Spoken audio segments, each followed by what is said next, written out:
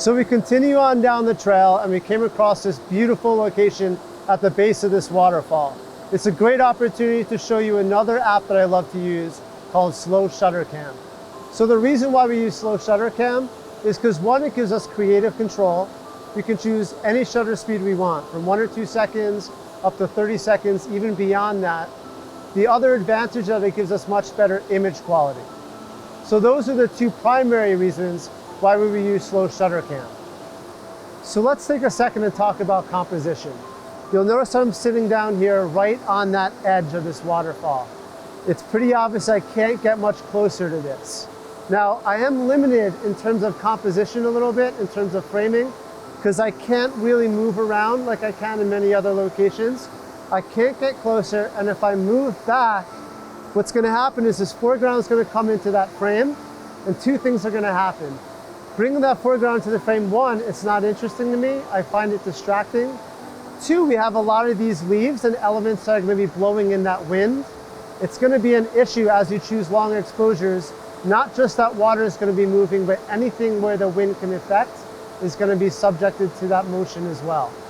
So moving down lower and closer to this waterfall allows me to mitigate any of that effect of that wind that may have on the flowers or this grass that could be in that foreground. And it also allows me to fill the frame with that waterfall. So given the constraints, I'm actually very happy with this composition. There are also a couple of things that we have to take into consideration when we use this app though.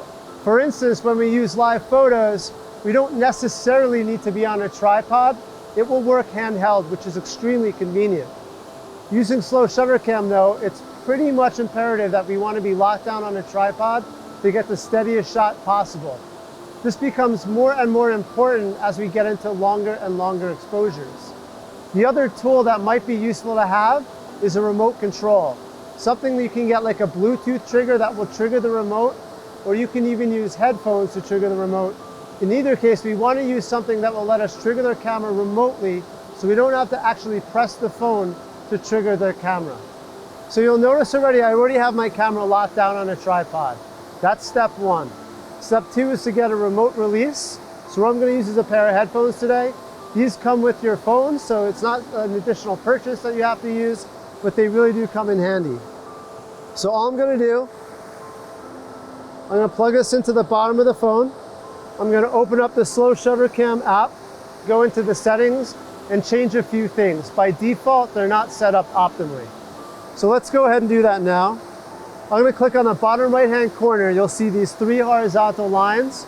Often it's just called a hamburger menu. We're going to press that, and that's going to open up our settings. So let's go through a couple of them. At the very top, we have a self-timer. This actually comes in really handy when we don't have a pair of headphones or a Bluetooth remote trigger.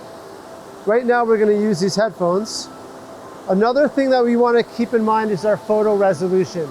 By default, it's not optimal, so we're going to click on photo resolution, and we're going to change it to be our maximum resolution, which is going to be 12 megapixels. I'm going to click back into settings, and we're going to go into file format, and we're going to change that as well. And we're going to switch over. By default, I believe it's going to be a JPEG. We're going to switch this over to HEIF, which is going to keep it consistent with the camera app that we use on the phone. All right, so now that we chose the optimal settings, we're going to go ahead and click that gear icon on the bottom left and open up the camera settings. With this on-screen display open, let's go ahead and take a look at some of these options. The first one is our capture mode. We're going to go ahead and choose motion blur. That's going to give us the best effect for this scenario with the waterfall. The second option is our blur strength. What blur strength is going to do is give us the ability to adjust how much blur is going to be in that final result. For this, since we're shooting that waterfall and I want a lot of blur in that water, I'm going to go ahead and choose that maximum effect. Our next option is our shutter speed. So let's talk about shutter speeds for a second. If you're not a photographer, it's actually kind of difficult to grasp what that is. We're all stuck in time. Everything, we live our lives in time. We see in time. We see it in a very specific segment of time. The power of shutter speeds is that it allows us to either stretch time or compress time, to capture just a slice of time, to freeze a moment, or to expand time, to capture a range of moments. It's a really powerful creative tool that a photographer has in their kit. And this app allows us to take advantage of that. So when I talk about a longer exposure and choosing a long shutter speed, what that will do is actually extend the period of time that we're capturing and recording and showing as a final image. So the final result will be an expanded period of time compressed into a single frame. And it gives us a view of this waterfall that no one could ever see with their naked eye. And part about creating impactful images is showing something that they've never seen or they can never see. So choosing any shutter speed that we want and leveraging the creative control that that provides us really allows us to create an image with maximum impact. So rather than just choosing any shutter speed, let's go ahead and demo some of the shutter speeds so we can actually see what the effect's going to be. The first shutter speed I'm going to choose is just 1/8 of a second. That shutter speed is so fast that we're not going to be recording a lot of motion in that water. But let's go capture it and take a look. I'm going to go ahead and click save, and then I'm going to clear. So the next shutter speed I'm going to choose is like a middle of the road shutter speed, around 4 seconds. So I'm going to go ahead and press that volume up button on my shutter. And let's capture that image. Again, I'm going to save, and then I'm going to clear. I'm going to go back into my settings, and I'm going to choose a long exposure. Let's do 15 seconds. And again, I'm going to choose that volume up button to remotely trigger this. I'm going to wait 15 seconds. And what's cool about this, you really can see the entire exposure, the entire image, all of that motion blur develop right in front of your eye. I'm going to go ahead and click save.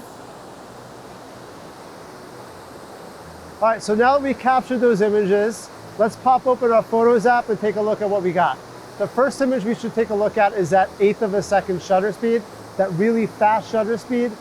Like I mentioned before, it's going to capture some motion blur, but not nearly as much as the other two that we chose. So right away we can see when we zoom in a little bit, we do have motion. It's not a static shot anymore. And it's actually not bad. It gives us energy to the scene without blowing out too much detail. But for me personally, it's not enough motion to that scene. Typically when you have water, when you have fast moving water, choosing something at least like 2 or 3 seconds is going to give us a better effect. So let's go to the next image. Here we have our 4-second exposure. So you can tell compared to that first image, having 4 seconds is giving us a lot more motion blur. It's smoothing out that water, it's simplifying the composition, and I prefer this over that first image. Moving on to our last image, that 15-second exposure, it's going to be a little bit harder to tell. It's not as drastic as an effect as that difference between that first and second exposure. The reason is that water is moving so fast. After about 3, 4, 5 seconds, choosing any longer than that, it's not going to be as big of an effect as it will be from shooting just capturing like a still frame or something like a 1/4 or of 1/8 of a second. So choosing something in between 3 and 5 seconds may even save you some time. Again, it's all about creative control. You should go ahead and experiment and choose multiple exposures while you're in that scene. Then when you get back later, you can take a look and see which one you prefer. All right, so that's it. As you saw, slow shutter cam really opens up a lot of creative possibilities for us. It's an app that I absolutely love when I come across a scene in landscape photography where I want to introduce a little bit of motion blur into the scene, either to simplify the composition or add just a little bit more dynamic energy to it. So we're going to call this a wrap. We're going to move on to the next location, and let's see what we get.